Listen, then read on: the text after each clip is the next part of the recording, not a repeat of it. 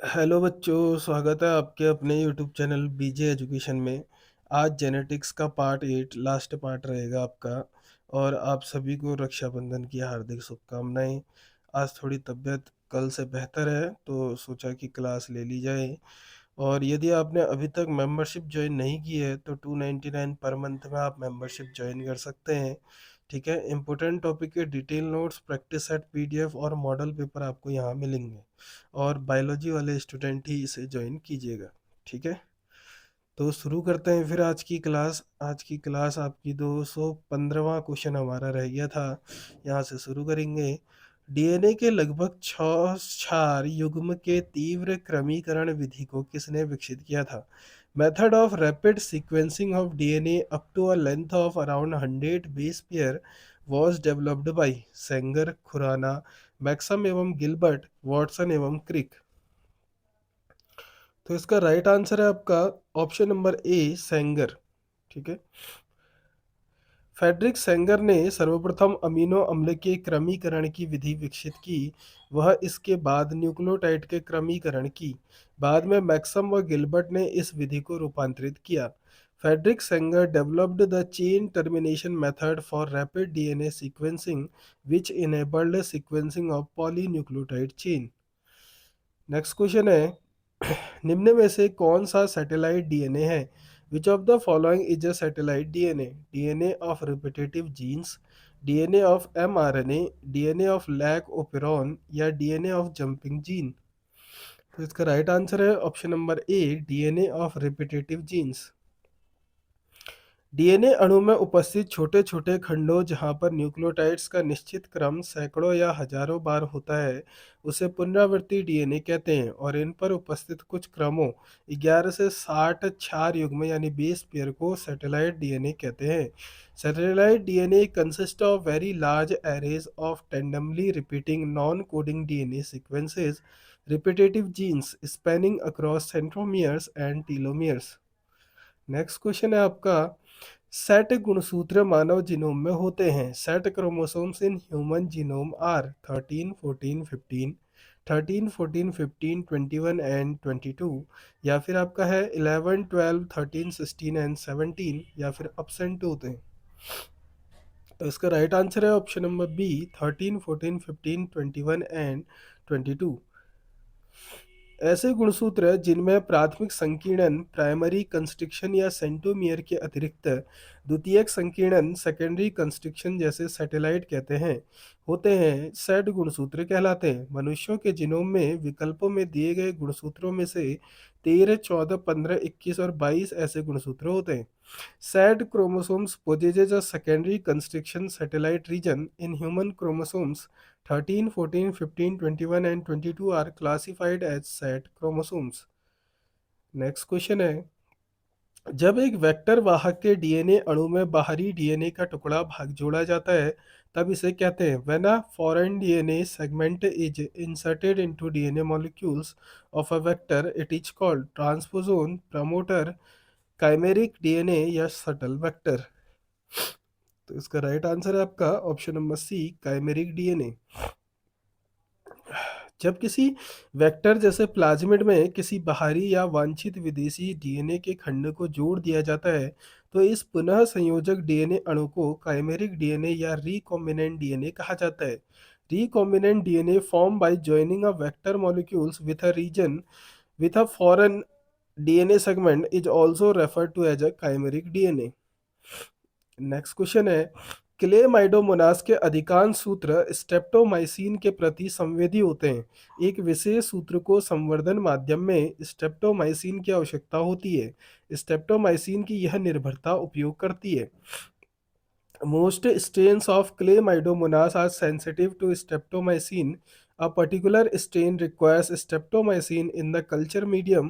This streptomycin dependence is used to plasmazine, chromosome, chromosomal gene mutation, translocation या none of above। तो इसका right answer है option number ए, प्लाज्माजीन। केंद्रीय DNA के अतिरिक्त कोशिका द्रव्य डीएनए अणुओं को एक साथ मिलाकर प्लाज्मा जीन कहलाते हैं।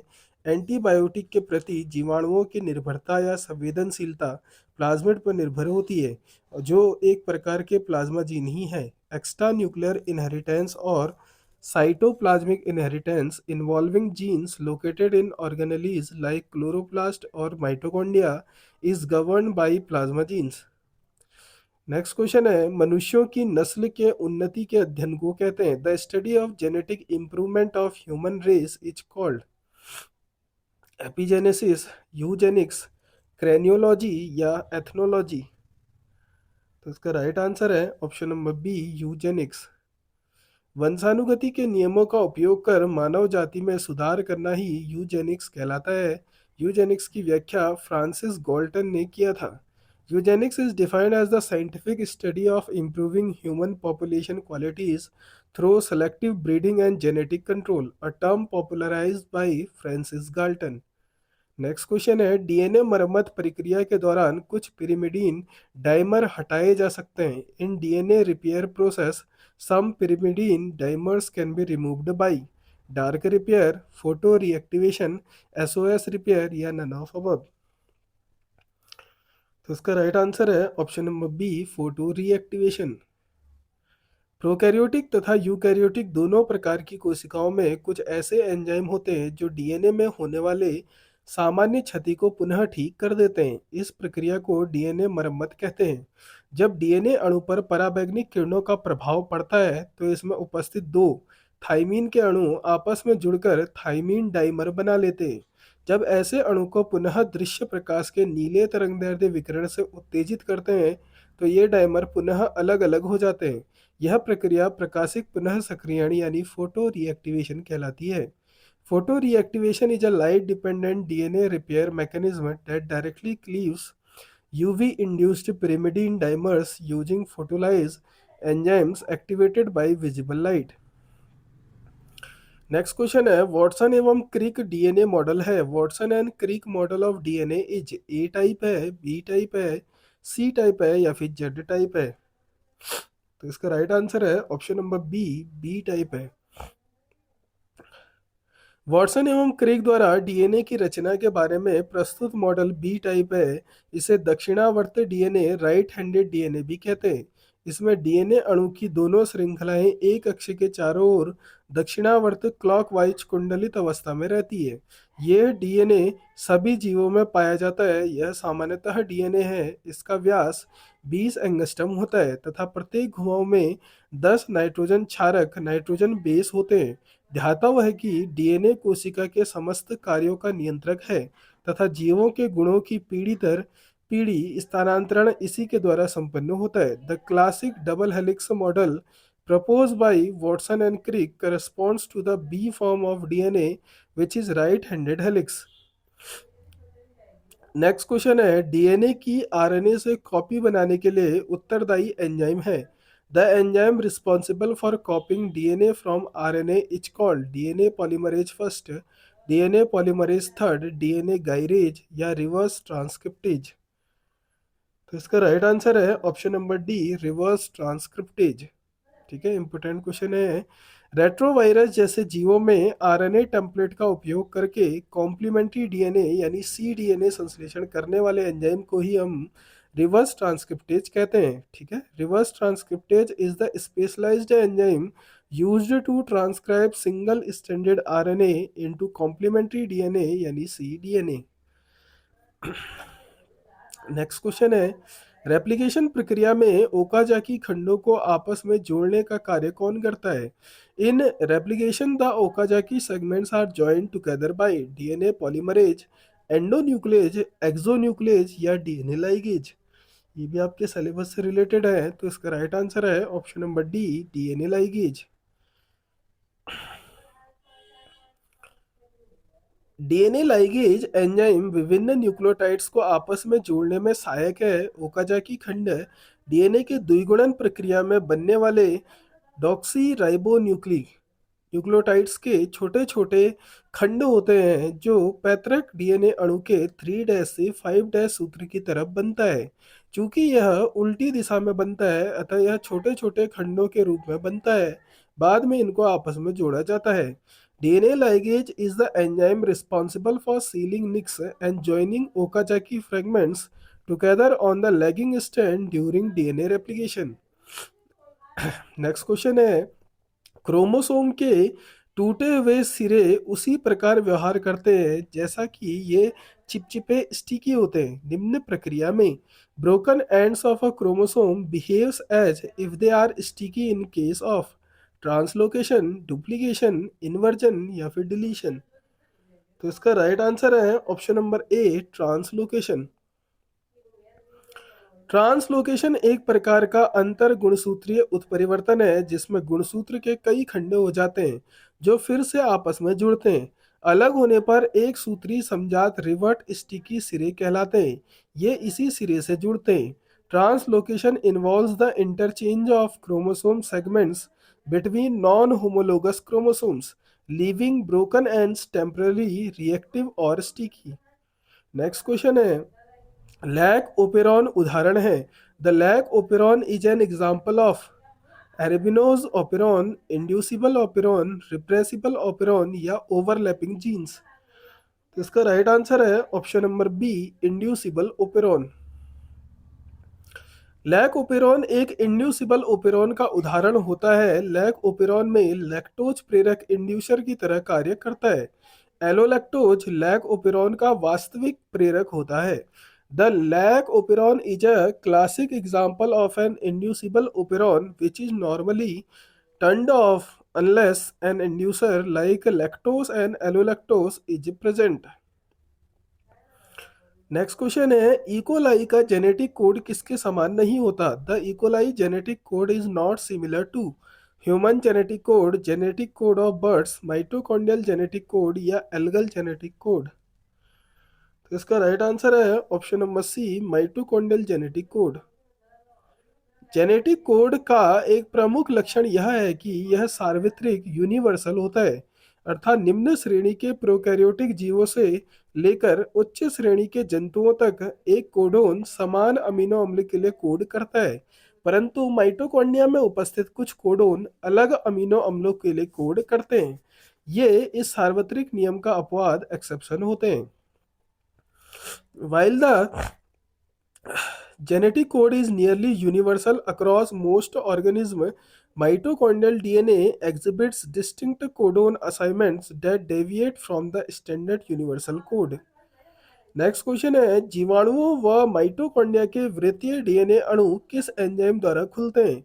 The circular DNA molecules of bacteria और mitochondria unwinds by the enzyme DNA polymerase first, DNA polymerase second, DNA gyrase या डीएनए पॉलीमरेज थर्ड। तो इसका राइट आंसर है option number C, DNA gyrase. पुरानी अवधारणा के अनुसार जीवाणुओं के वो अन्य वृत्तीय डीएनए अणुओं के रेप्लिकेशन प्रक्रिया के दौरान डीएनए गायरेज एंजाइम डीएनए अणुओं के खुलने व उनमें उपस्थित तनाव को कम करने का कार्य करता है, जबकि नई धारणा के अनुसार डीएनए अणुओं को खोलने में हेलिकेज एंजाइम तथा तनाव मुक्त करने में टोपो आइसोमरेज एंजाइम सहायक होता है। डीएनए पॉलीमरेज फर्स्ट, सेकेंड तथा थर्ड सभी डीएनए श्रृंखला के दीर्घीकरण का कार्य करते हैं। इनमें पॉलीमरेज थर्ड प्रमुख है। DNA gyrase, a type second topoisomerase, is responsible for the unwinding and relieving torsional strain in circular DNA molecules during replication. ठीक है, उसके बाद आगे की ओर बढ़ते हैं। आगे है आपका, निम्न में से कौन सी विधि डीएनए के एक अमूक टुकड़े से उसी प्रकार के असंख्य आंकड़ों को शीघ्र और सही बनाने के लिए उपयोग में लाई जाती है? तो ऑप्शन है आपके पास transcription, translation, polymerase chain reaction या ligase chain reaction. Question number 229 है ये, और इसका राइट आंसर है option number C, polymerase chain reaction. Polymerase chain reaction PCR आणविक जीव विज्ञान में व्यापक रूप से उपयोग की जाने वाली एक तकनीक है। पीसीआर के द्वारा विशिष्ट डीएनए नमूनों की लाखों अरबों प्रतियों को तेजी से निर्मित किया जाता है। इस क्रिया हेतु उपयोग में लाया जाने वाला उपकरण थर्मल साइक्लर है जो तापमान का निर्धारण करता है। पीसीआर का आविष्कार कैरी मुलस द्वारा किया गया था।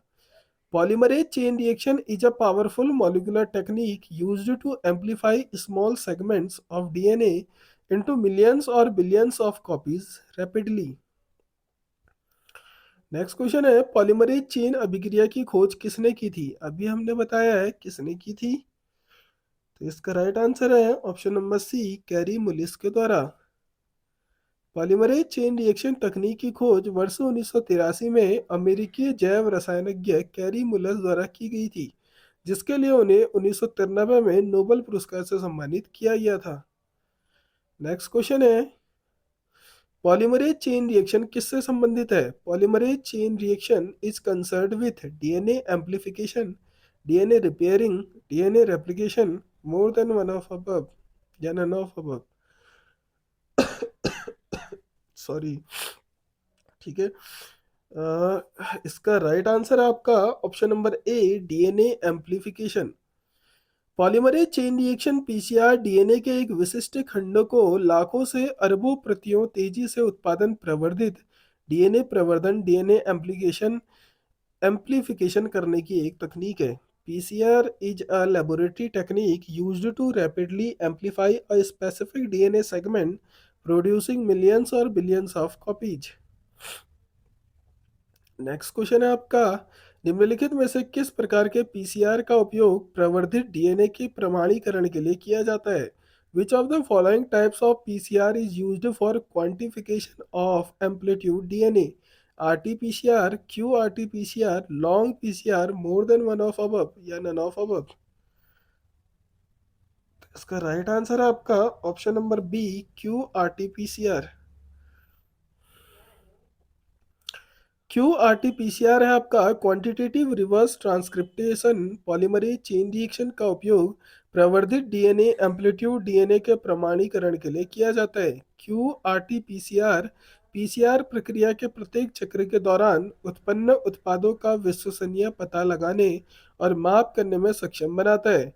Quantitative real-time PCR is used to detect and quantify the absolute or relative amount of amplitude DNA in real time during each thermal cycle.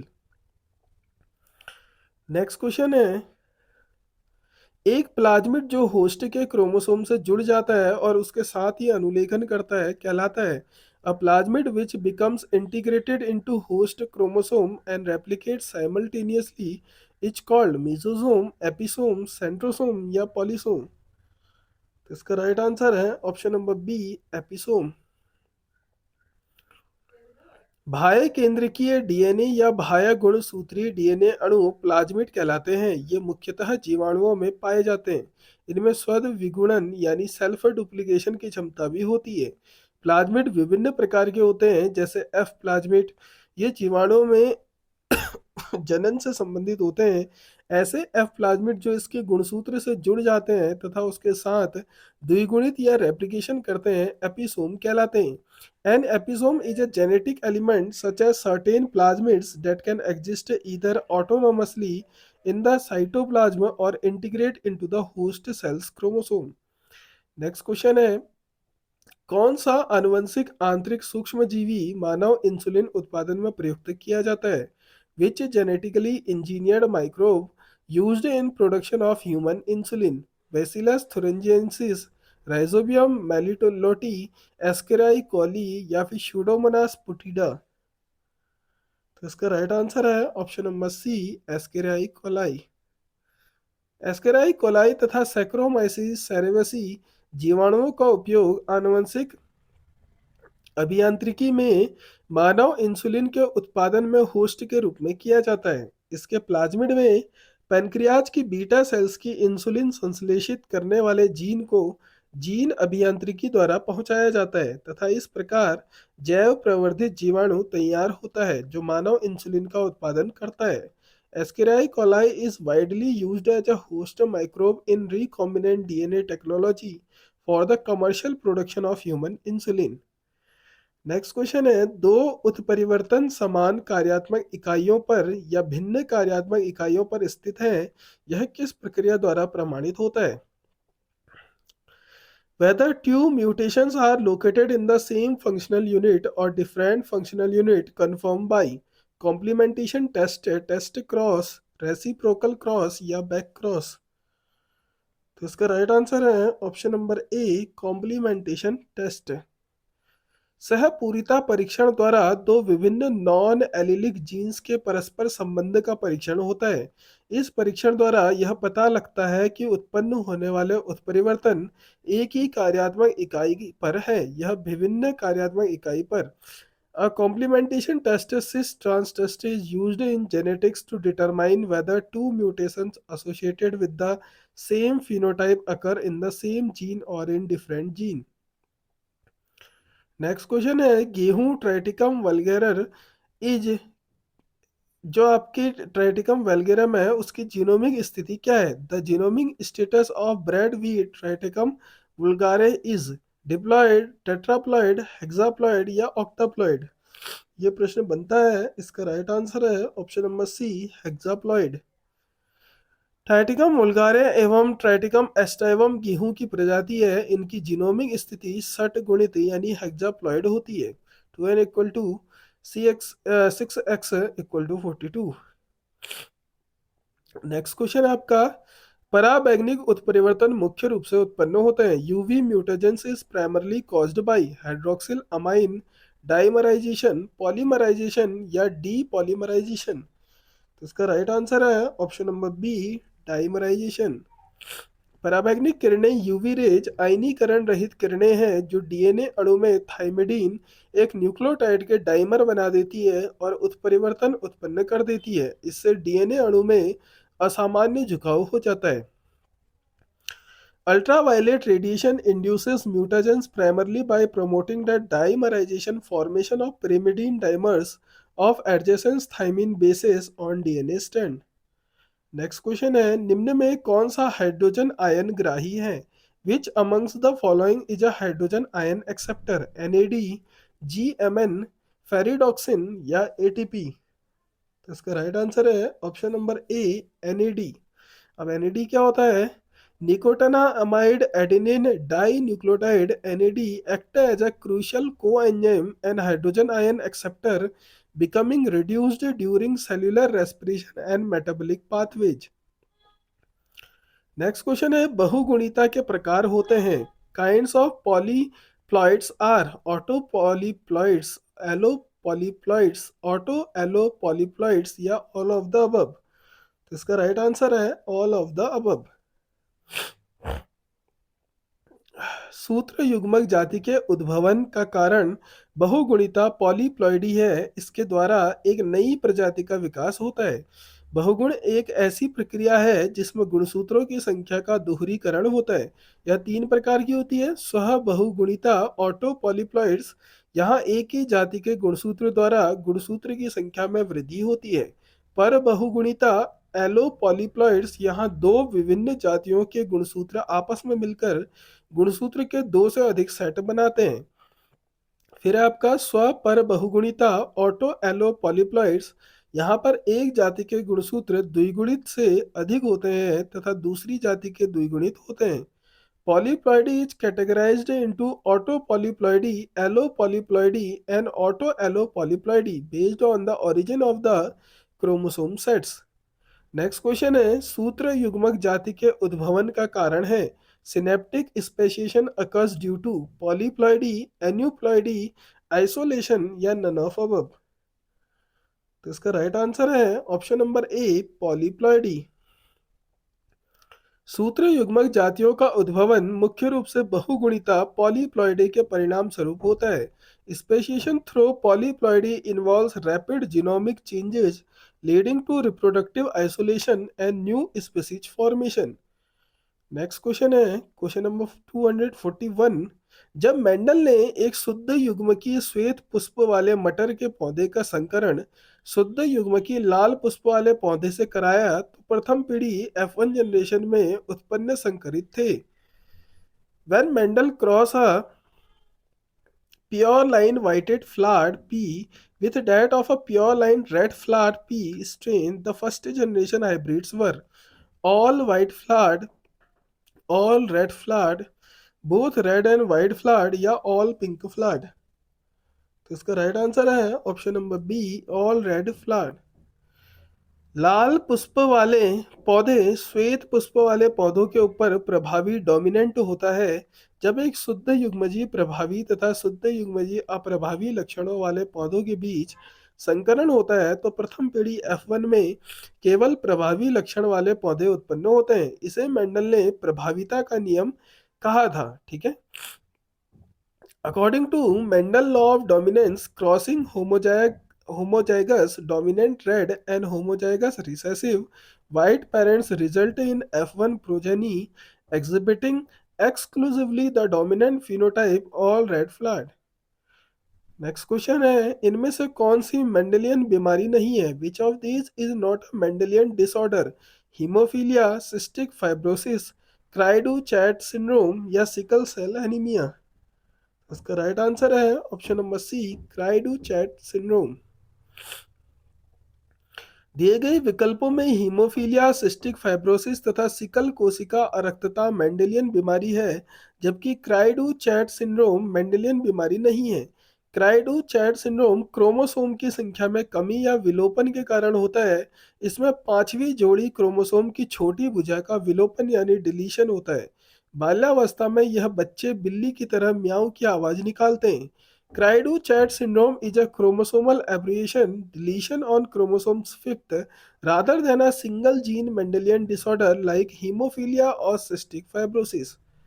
Next question है, मनुष्य में गुणसूत्र 4 की प्रभावी जीन में उत्परिवर्तन होने के कारण आनुवंशिक व्याधि पहचानिए। Identify the genetic disorder caused by mutation in a dominant gene on chromosome 4 in humans. Alkaptonuria, Huntington chorea, Wilson disease या एल्बिनिज्म? तो ये है आपका होमवर्क क्वेश्चन, इसको आपने कमेंट बॉक्स में बताना है। ठीक है, तो यहाँ पे हमारे जेनेटिक्स के पार्ट 8 यानी जेनेटिक्स पूरा कंप्लीट होता है। इतने एमसीक्यूज को यदि आप अच्छे से रिवीजन करते हैं तो जेनेटिक्स इससे बाहर नहीं जाना चाहिए। ठीक है, बाकी आपके नोट्स है तो आप उससे भी पढ़ सकते हैं। मिलते हैं फिर नेक्स्ट वीडियो में नए मटेरियल के साथ। तब तक के लिए अपना ध्यान रखें और रिवीजन करते रहिए।